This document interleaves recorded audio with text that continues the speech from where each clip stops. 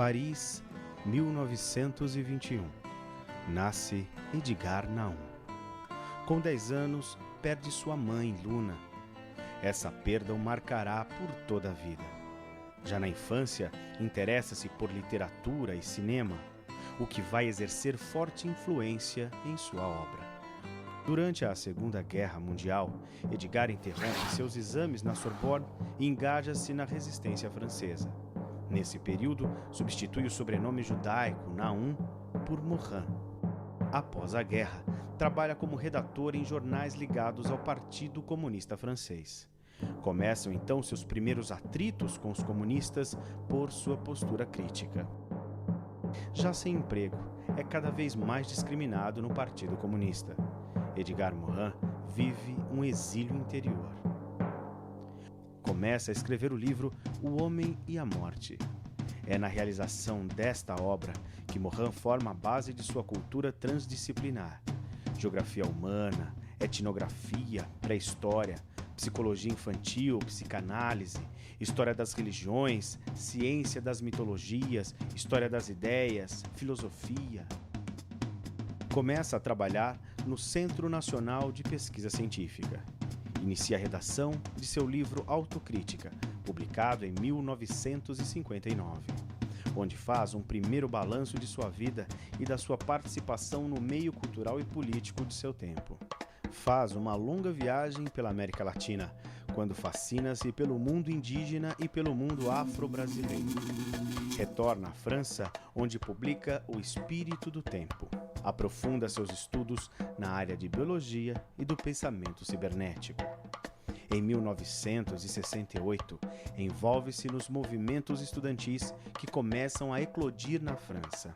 Volta ao Brasil, país pelo qual sente grande afeição, onde é recebido nos aeroportos pelos estudantes em greve. Em 1969, é convidado pelo Instituto Salk a passar um ano na Califórnia. Lá conhece a Revolução Biológica Genética, iniciada com a descoberta da estrutura em dupla hélice da molécula do DNA. Inicia-se nas 3 teorias, que considera interpenetrantes e inseparáveis: a cibernética, a teoria dos sistemas e a teoria da informação. Volta a Paris, onde inicia a constituição de um centro de estudos bioantropológicos e de antropologia fundamental. Nesse processo de reorganização dos princípios do conhecimento, começa a trabalhar uma das obras fundamentais do pensamento complexo, o método. Publica em seguida os livros Introdução ao Pensamento Complexo e Meus Demônios. Em 1997, é convidado pelo governo francês a apresentar um plano de sugestões e propostas, a partir de seu pensamento transdisciplinar, para a reforma do ensino secundário e universitário. Viaja por mais de 30 países, participando de atividades e debates com professores e especialistas das mais diversas áreas sobre questões relativas à educação nas escolas e universidades. Vem diversas vezes ao Brasil, onde encontram-se importantes núcleos de pesquisa e divulgação do pensamento complexo.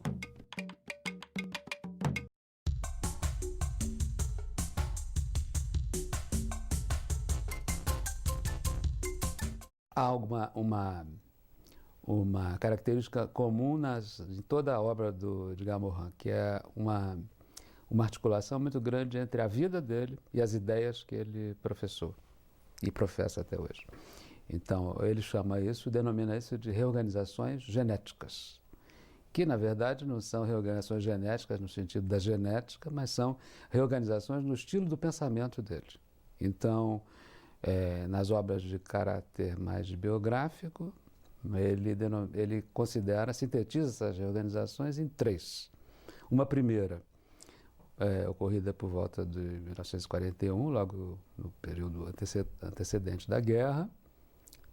Edgar Morin foi um membro da resistência francesa e ele aprendeu, através dos autores que estudava então, de que as ideias avançam sempre no antagonismo, nas contradições.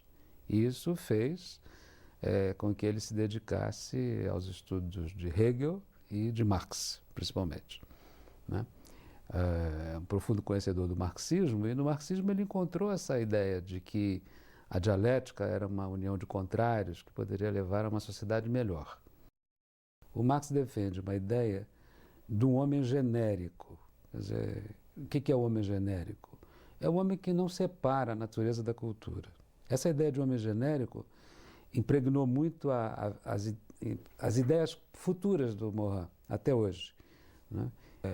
A segunda reorganização, quer dizer, o sistema de ideias dele, é uma penetração maior nas ideias do Marx, mas desde que destituído de qualquer forma de prometeísmo. Quer dizer, a ideia de que viria um dia no futuro uma sociedade melhor, embora Morin tenha acreditado nisso, eu acho que a segunda reorganização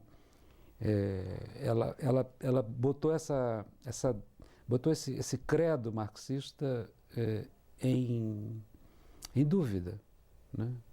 Posteriormente, ele vai substituir a palavra dialética pela palavra dialógica, isso nos escritos mais metodológicos. A terceira reorganização ela ocorre dos anos 60 para frente, né? Morin teve uma grande permanência nos Estados Unidos, nessa época, e lá ele entra em contato com 3 formulações teóricas que serão decisivas para a construção dos 5 volumes do método, né? Entra em contato, então, com a teoria da informação, a teoria dos sistemas e a cibernética. Esses serão contatos teóricos que vão mudar, que vão redefinir muito o que ele chama da terceira reorganização e que, de certa maneira, vai preparar o advento da complexidade, quer dizer, a construção das bases, digamos, epistemológicas do pensamento complexo.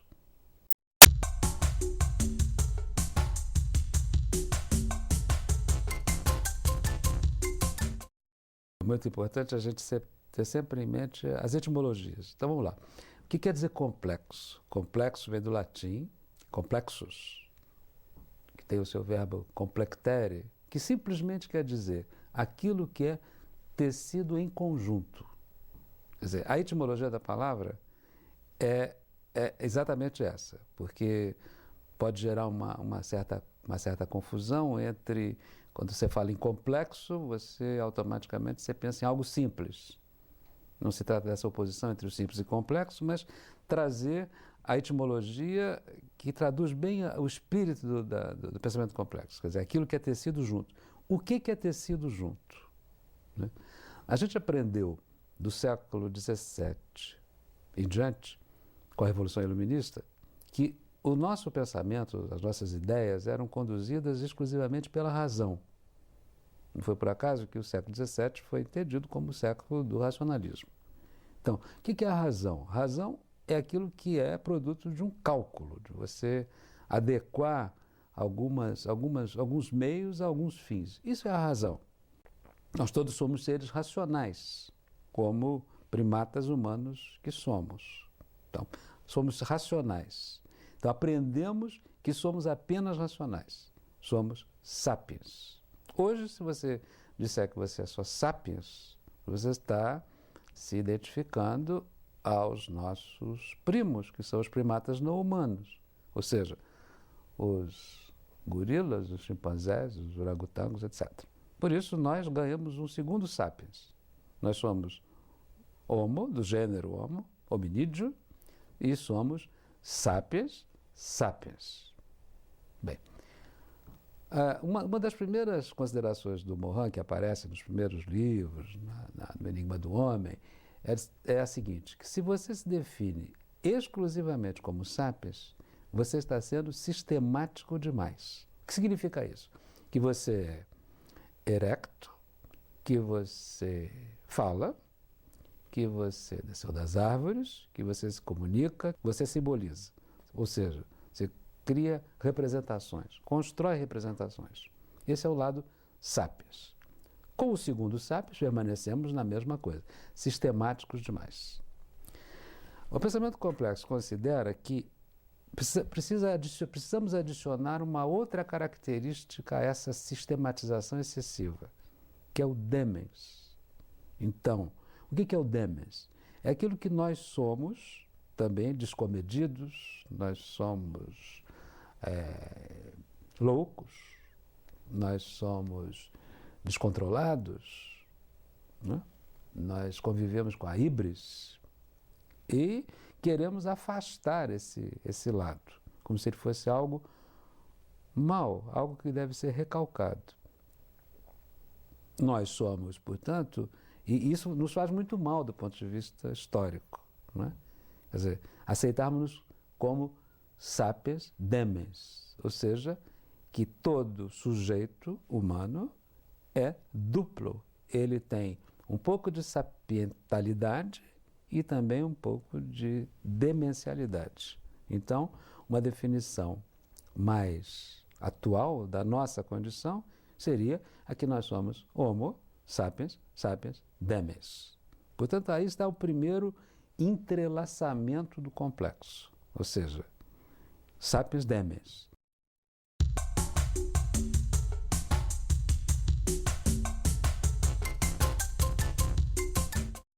A segunda ideia que está no pensamento complexo são os operadores da complexidade. Operadores, como se fosse um operador de cinema. São três. O primeiro, o operador dialógico e não dialético. Dialógico. O segundo, o operador recursivo, ou da recursividade. E o terceiro, o operador do holograma ou o operador hologramático. O operador dialógico e não dialético envolve a seguinte questão. O que é a dialogia? Dialogia significa você juntar coisas, entrelaçar coisas que aparentemente estão separadas. Por exemplo, a razão e a emoção, o sensível e o inteligível, o real e o imaginário, a razão e os mitos, a razão, a ciência e a arte, as ciências humanas e as ciências da natureza. Tudo isso é dialogizar, ou seja, juntar o que está aparentemente separado. Não tem síntese. O pensamento complexo não é um pensamento de síntese. O segundo, o operador recursivo. Recursividade. O que significa isso? Significa dizer que uma causa, nós aprendemos no velho paradigma de que a causa A gera o efeito B. Né? Que o determinante A gera o determinado B. Alguma coisa que é definida como recursiva significa dizer que a causa produz o efeito que produz a causa. É alguma coisa como se fosse um anel recursivo, um circuito recursivo, melhor dizendo. Um exemplo, nós somos produzidos por uma união biológica de um homem e de uma mulher, portanto somos produto dessa união, e ao mesmo tempo seremos produtores de outras uniões.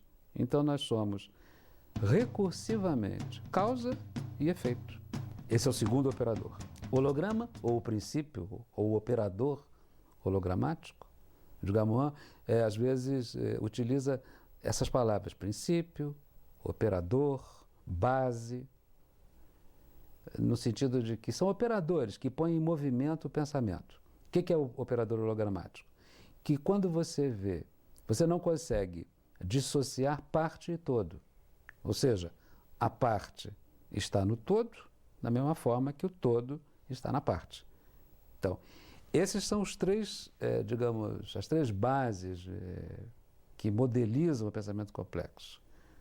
Então, juntar coisas que estavam separadas, fazer circular a causa e o efeito sobre a causa, e a terceira, a ideia da totalidade. Ou seja, você não consegue dissociar parte e todo. O todo está na parte da mesma maneira que a parte está no todo.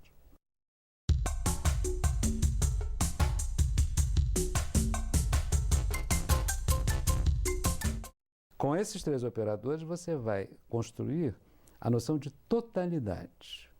Mas os movimentos dos operadores dizem o seguinte: a totalidade nunca será igual à soma das partes.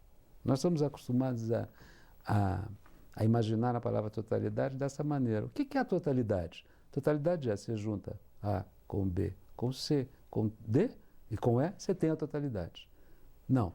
No pensamento complexo, ou no pensamento da complexidade, a totalidade é sempre mais que a soma. Pode, eventualmente, ser menos que a soma. Porque as totalidades são sempre abertas.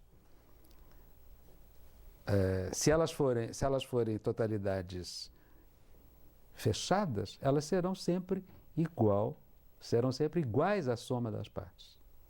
Então, essa ideia de totalidade como mais e menos que a soma é fundamental no pensamento.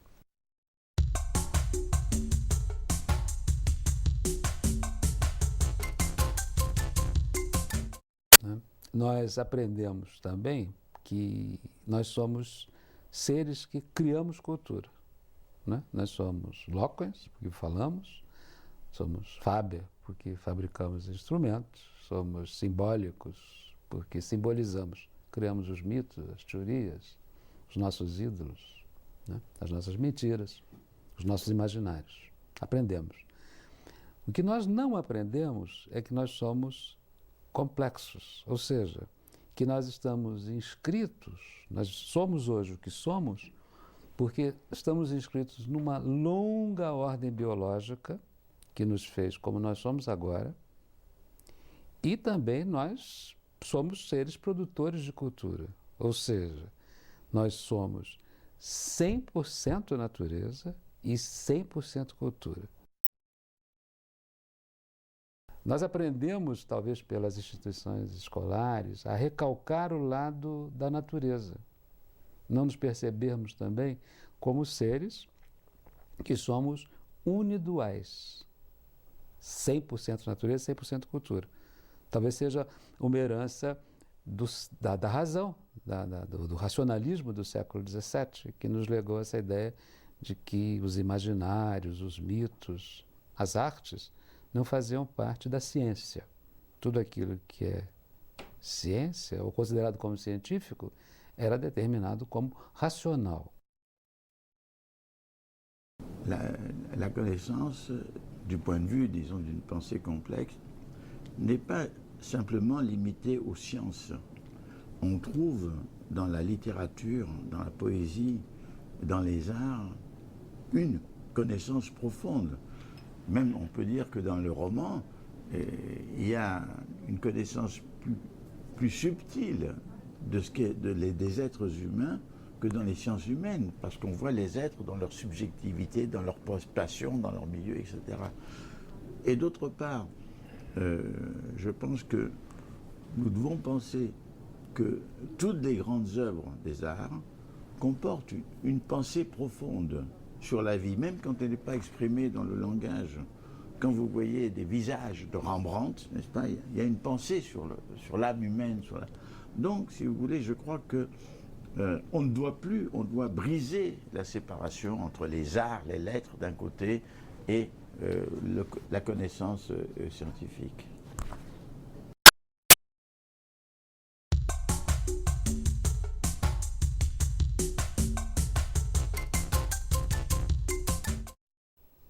O que é a razão? A razão é um cômputo, é um mecanismo da mente, do cérebro, que se traduz por um conjunto de regras que você utiliza para conhecer determinadas coisas. Nós usamos a razão em todas as nossas atividades. Muito bem, isso existe nos humanos desde sempre, desde esses 130 mil anos. Sempre fomos racionais. Em alguns momentos, alguns homens do planeta foram considerados como seres que não tinham razão. Por exemplo, no século XVIII, os índios brasileiros, os Tupinambá, eram levados às cortes absolutistas da França para serem literalmente apalpados pelos membros da corte, para ver se eles eram homens. porque eles eram considerados como primitivos, inferiores, seres que não eram dotados de razão. Isso foi uma grande incongruência que a própria ciência construiu sobre nós mesmos, né? Quer dizer, sempre fomos racionais, né? Em decorrência disso, criou-se o racionalismo, ou seja, a ideia de que tudo na vida é guiado pela razão. Então, todos os imaginários presentes no cinema, nas artes, nas literaturas, nos mitos, devem ser afastados como não científicos, né? Junto com essa noção está a ideia de racionalidade. O que é a racionalidade? É quando você adequa meios a fins. Pouco importa se você minimiza os meios para maximizar fins, ou você faz o contrário, maximiza os meios para minimizar os fins. De qualquer maneira, a racionalidade é sempre isso. É sempre um esforço de adequação entre meios e fins. A racionalização. Esse é o pior efeito da razão. Quando a razão se fecha nela mesma e não quer saber de nada mais que faça parte desses conjuntos imaginários que estão presentes nas artes, na literatura, etc.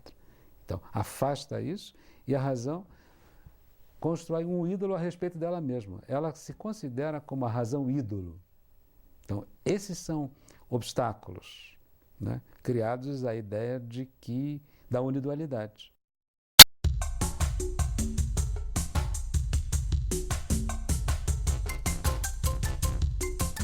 Algo que o pensamento complexo também considera é de que qualquer atividade de qualquer sistema vivo, nós estamos falando aqui de homens reais, Homo sapiens sapiens demens, mas poderíamos estender isso às sociedades animais, das formigas, das abelhas, dos nossos primos, os primatas não humanos.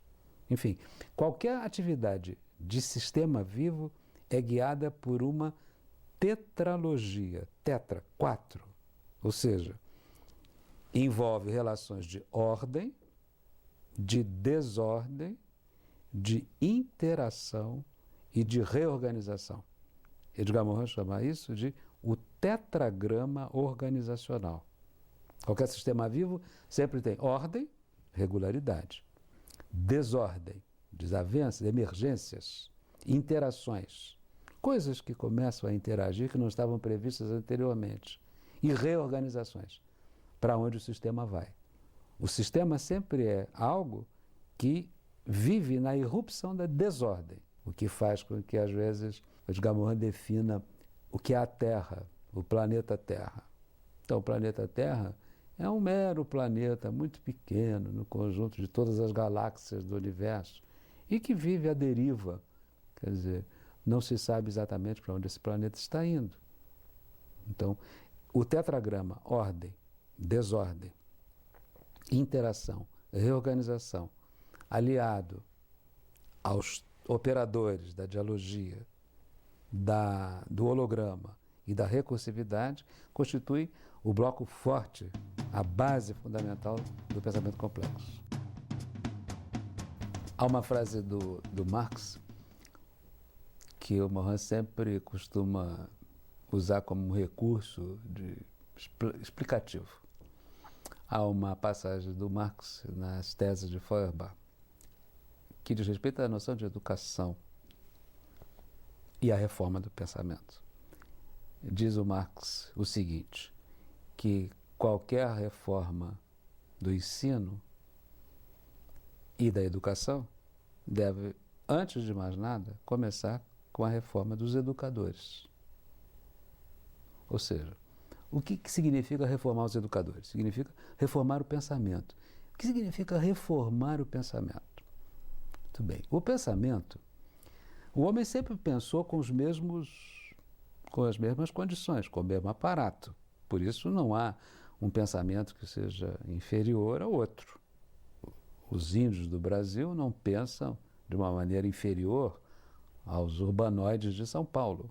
Quer dizer, todos nós pensamos com os mesmos recursos, né? Nossa mente é sempre, nosso cérebro é igual, pelo menos enquanto formos sapiens, sapiens demens, né? Mas a razão cartesiana foi atribuída ao Descartes essa frase que talvez seja uma das responsáveis por tudo isso. Disse o Descartes: penso, logo existo, cogito, ergo sum. E mais do que isso, né, a visão cartesiana separou o sujeito que pensa, chamado ego cogitans, da coisa pensada, chamada a res extensa. Com isso introduziu-se uma ruptura entre o sujeito e o objeto. E mais do que isso, a visão cartesiana nos impôs um paradigma. Né? O que é o paradigma? O paradigma é um conjunto de regras, padrões, teorias, modelos, visões de mundo, que nós aprendemos, que nos é legado inconscientemente. Né? O paradigma cartesiano nos ensinou a dividir, separar a razão da desrazão, a razão do mito, a razão do imaginário. E com isso, o sensível do inteligível, a ciência da arte, a física quântica da antropologia. E com isso foi dividindo, separando. Né? A reforma do pensamento é alguma coisa indômita que nós temos como se nós tivéssemos que reaprender a pensar. Então, reaprender a pensar, a religar todas esses continentes que foram separados desde a visão cartésienne. C'est un problème paradoxal parce que pour réformer la pensée, il faut qu'au préalable, réformer les institutions qui puissent permettre cette nouvelle pensée. Mais pour qu'il puisse y avoir une réforme des institutions, il faut qu'il y ait déjà une pensée réformée. Donc c'est une contradiction logique. Alors en général, cette contradiction logique ne peut être surmontée que si on commence par des mouvements marginaux, par des mouvements pilotes, par des universités ou des écoles de formation exemplaires. Parce que le grand problème, c'est la rééducation des éducateurs. C'est un problème, c'est-à-dire aucun décret, aucune loi ne peut décider ceci. C'est s'il y a un mouvement assez puissant chez les éducateurs que la réforme peut progresser. Et moi je crois que les congrès, je crois que les réunions, je crois que la diffusion des idées joue un grand rôle pour créer ce mouvement parmi les éducateurs.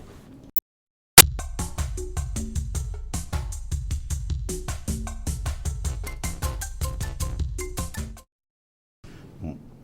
La transdisciplinarité signifie que non seulement les disciplines collaborent entre elles pour un projet de connaissances communs, mais signifie aussi qu'il y a un mode de pensée organisateur qui puisse traverser les disciplines et qui puisse en quelque sorte donner une unité. Autrement dit, l'interdisciplinarité, c'est un peu comme aux Nations Unies, où les disciplines sont séparées et discutent sur leur territoire, et la transversalité ou transdisciplinarité, c'est quelque chose qui est plus profondément intégrateur. Maintenant, pour qu'il y ait de la transversalité, il faut qu'il y ait une pensée organisatrice. À mon avis, moi, ce que j'appelle une pensée complexe. Si vous n'avez pas une pensée complexe, vous ne pouvez absolument pas faire de transversalité. Como nós aprendemos a separar as coisas, sempre, nós fomos ensinados a isso, e que sabemos que precisamos religar o que foi desligado, o que foi separado, né? Nós poderíamos perguntar a seguinte questão: como fazer isto? Né? Um dos efeitos da separação, da fragmentação, foi a distribuição do ensino em disciplinas. A disciplina nada mais é do que um ramo do saber, do conhecimento voltado para ele mesmo. Hoje se fala muito nas palavras interdisciplinaridade, multidisciplinaridade, transdisciplinaridade. É evidente que o pensamento complexo aposta mais na visão transdisciplinar. O que é a visão transdisciplinar? É simplesmente a construção de um metaponto de vista, e não de um ponto de vista, mas de um metaponto de vista sobre a vida, a Terra, o cosmos, a humanidade, o homem, o conhecimento, as culturas adolescentes, as artes. Isto é que é construção de metaponto de vista. Ou seja, que você vai saber da Terra juntando o especialista em biologia, em cosmologia, em antropologia, em física, em matemática, o poeta e o artista. Tudo isso é válido para a vida, para o homem, para o conhecimento. Quer dizer, você reunir, não como uma assembleia de diferenças, mas onde cada um está dando a sua contribuição para a construção de um metaponto de vista. O que é a vida? Respostas a essas exigências, né? Edgar Morin, quando assumiu o encargo de reformar o ensino médio na França, ele começou o projeto exatamente reunindo especialistas de várias ordens naquilo que ele chamou de jornadas temáticas. O que eram jornadas temáticas? Era simplesmente uma discussão sobre os metapontos. Terra, vida, culturas adolescentes, homem, humanidade, cosmos, etc. Le vrai problème n'est pas de faire une addition des connaissances. Le vrai problème, c'est une organisation des connaissances et de connaître les points fondamentaux qui se trouvent dans chaque type de connaissance ou chaque discipline. Autrement dit, ça permet de faire l'économie de l'addition des connaissances et ça permet de pouvoir se diriger vers les besoins de connaissances dans lesquels jusqu'à présent on ne peut pas pénétrer parce qu'il y a des fermetures et qu'il y a des frontières.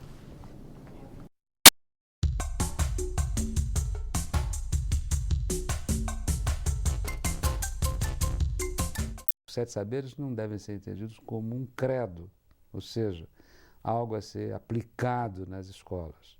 São inspirações, modalidades que excitariam o educador a redefinir a sua posição na escola, na sua relação com os alunos, na sua relação com os currículos, na sua relação com as disciplinas, na sua relação com a avaliação.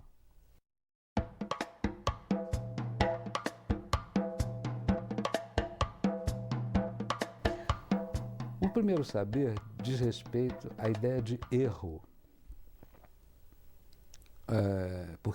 Por quê? Porque a ciência se acostumou a sempre afastar o erro das suas concepções. Tudo aquilo que era considerado como erro devia ser afastado. Nós precisamos integrar os erros nas concepções para que o conhecimento avance. Essa seria a essência do primeiro saber. O segundo saber diz respeito à ideia de conhecimento pertinente. O que é o conhecimento pertinente? Nós aprendemos que o que nos foi legado foi a ideia de fragmentação. Quer dizer, quanto mais você fragmenta as disciplinas, melhor o conhecimento avança. Quanto mais você separa as ciências da natureza das ciências da cultura, melhor. Quer dizer, o conhecimento pertinente vai na contramão dessa ideia. É preciso não aniquilar a ideia da disciplina, mas rearticular a ideia da disciplina em outros contextos. Já há ciências hoje no mundo que o fazem de uma maneira muito interessante. A ecologia, por exemplo. A ecologia é uma ciência que junta áreas de conhecimento as mais variadas. Um ecólogo tem que ser simultaneamente um biólogo, um antropólogo, um filósofo, né? Então, a ideia do conhecimento pertinente seria uma ideia defendida contra a fragmentação. Esse é o segundo saber.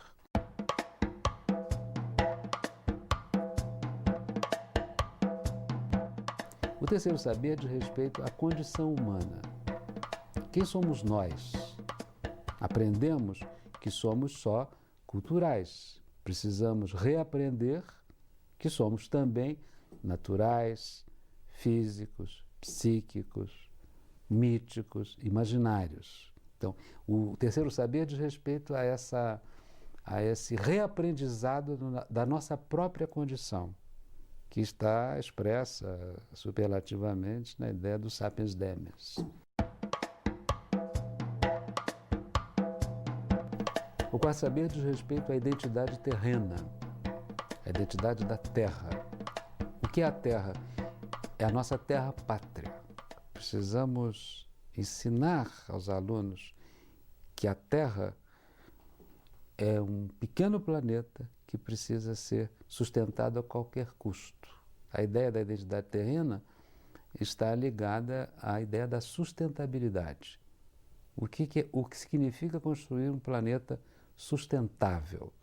Significa simplesmente, ou complexamente, construir um planeta que seja viável para as futuras gerações. Se nós não conseguirmos manter o planeta sustentável, o planeta certamente dará sinais de irritabilidade, aliás, como já vem o fazendo. Né? Ensinar, portanto, a identidade da Terra, nossa terra pátria. A ciência cartesiana construiu a ideia de que tudo que é científico pertence ao reino da certeza. Em 1927, Werner Heisenberg construiu o seu famoso princípio da incerteza. Por isso ele foi agraciado com o prêmio Nobel, na época. E o que diz o princípio da incerteza? Que um determinado elemento atômico pode se comportar simultaneamente como onda e como partícula. Nós também, os humanos, somos ondas e partículas. Ou melhor dizendo, somos partículas e ondas. Somos partículas enquanto um ser individualizado e somos ondas como seres portadores de muitas multiplicidades. Então, temos que ensinar nas escolas a ideia da incerteza, que o conhecimento científico nunca é um produtor absoluto de certezas. Ele deve, ao contrário, ser crivado pela ideia da incerteza. A incerteza seria aquilo que comandaria o avanço do saber, o avanço da cultura, sem certezas. Seria incorporar essa ideia nos ensinos de química, física, história, geografia, línguas, filosofia, produzir que tudo aquilo que foi criado pelo homem é crivado pela ideia da incerteza. A compreensão deve ser o meio e o fim da comunicação humana. A comunicação humana deve ser voltada para a compreensão. Se nós olharmos para as nossas instituições de ensino médio, superior, nós vamos ver que o que as caracteriza é a incompreensão, ou seja, disciplinas que brigam com as outras, departamentos que não se entendem com os outros, áreas de conhecimento que não falam com as outras. Então seria preciso introduzir o ensino da compreensão nas unidades de ensino em qualquer nível em que elas se exerçam. Poderíamos estender a ideia da compreensão dizendo que o planeta também precisa de mais compreensão. Hoje, olhando para o planeta Terra, nossa terra pátria, a gente pode verificar que o que o caracteriza é a incompreensão. Incompreensão por todas as partes. Incompreensão políticas, incompreensões ideológicas, incompreensões econômicas. Finalmente, o sétimo saber diz respeito à ética do gênero humano. Ética, uma palavra bastante complexa. Né? O que é a ética? Poderíamos resumir dizendo que a ética significa apenas não desejar para os outros aquilo que você deseja para você mesmo. Então, a ética do gênero humano, ela é chamada de antropoética. Antropo, homem. Né? Então, o ensino da antropoética precisava ser reintroduzido nas escolas, E essa antropoética ela está ancorada em 3 elementos: o indivíduo, a sociedade e a espécie. Então nós precisaríamos arranjar uma antropoética que resligasse indivíduo, sociedade e espécie e não os mantivesse separados como eles se encontram nos dias atuais.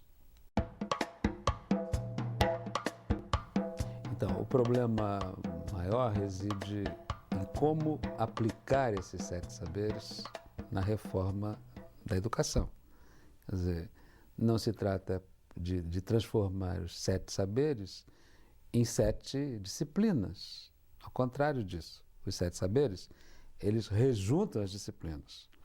O que acontece isso? O que poderia acontecer isso na vida prática de uma instituição, fosse ela de um ensino médio ou de um ensino superior?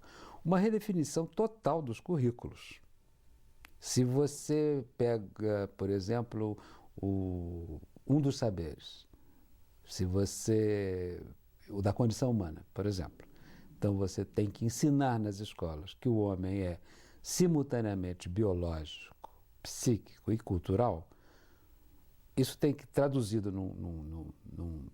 numa grade curricular, implicaria que fossem dados elementos de biologia, elementos de antropologia, elementos de filosofia. Isso não significa dizer que se trata de currículos de generalidades. Ao contrário, o objetivo dessa reformulação seria você exatamente religar a biologia, a medicina, a história, a antropologia e não mantê-los em separado. É claro que isso exige um novo tipo de professor.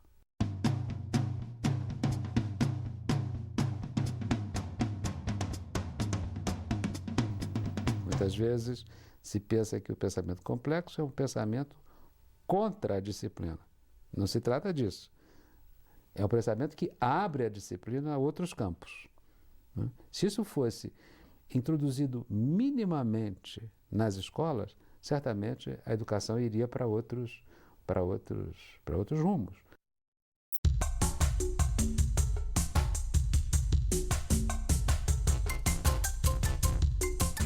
É claro que há pressupostos, é claro que há fundamentos, né?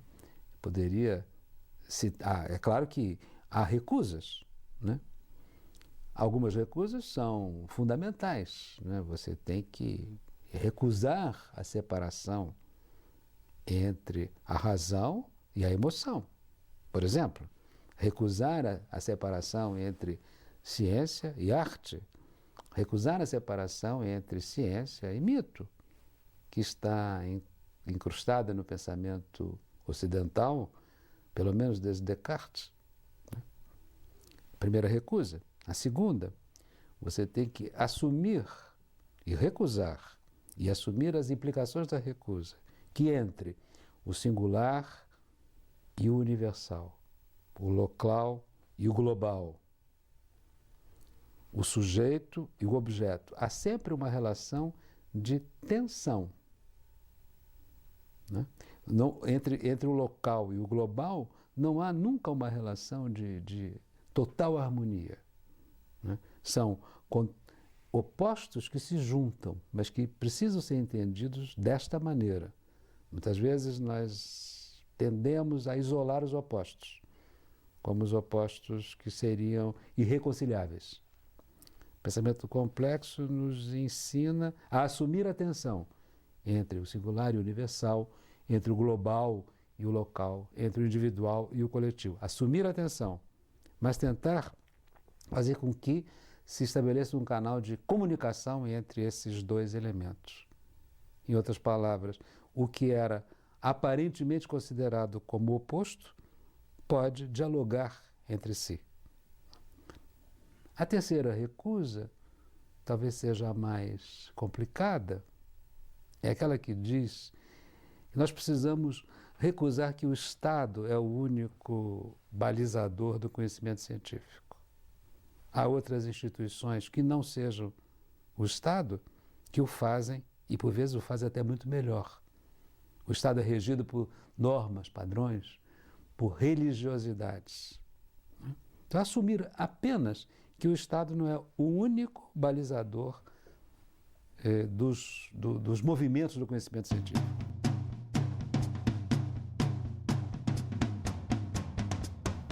Se você junta essas três modalidades, acopla essas três modalidades aos saberes, você produzirá currículos muito mais criativos. Você poderia pensar que não seria estranho, por exemplo, numa escola, você, ao invés de filosofia, por exemplo, você ter uma disciplina denominada a filosofia da incerteza.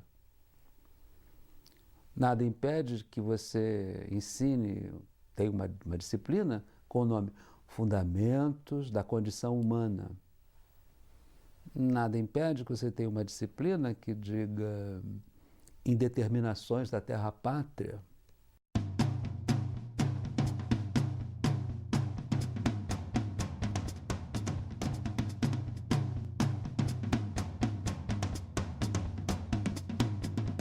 Há um poeta francês conhecido do Morin, que esteve presente nas jornadas, ele se chama Yves Bonnefoy, que o título da comunicação nas jornadas temáticas era o seguinte: é possível ensinar a poesia nas escolas?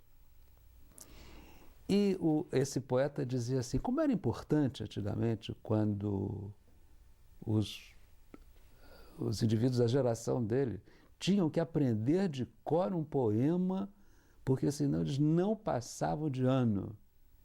Aprender de cor um poema não é meramente ficar repetindo o poema feito um papagaio, diz esse poeta. É porque cada vez que você recita um poema de cor, você abre janelas para o mundo. É a mesma maneira que poderíamos dizer a mesma coisa no que diz respeito às línguas. Toda vez que você aprende uma língua nova, você agrega conhecimento, você abre janelas para o mundo, você amplia os acontecimentos, você amplia a tua cosmovisão. Então, construir um currículo multidimensional em todos os níveis, no ensino fundamental, no ensino médio, na universidade, seria a tarefa fundamental que o pensamento complexo obteria se realmente ele fosse assumido como pressuposto por todos. À mon avis, les écoles les plus retardées sont les plus avancées. Pourquoi? Parce qu'elles sont le moins marquées par la fragmentation disciplinaire et la séparation entre les disciplines. Alors que, par exemple, dans d'autres pays où l'enseignement est apparemment plus avancé, eh bien, justement, il y a une réforme de pensée, une réforme de scolarité beaucoup plus nécessaire. Maintenant, je ne peux pas mesurer le degré de retard des écoles brésiliennes par rapport aux écoles françaises. Ce que je connais, c'est en tout cas une très grande bonne volonté d'un très grand nombre d'enseignants brésiliens et beaucoup plus grand que je le trouve en France.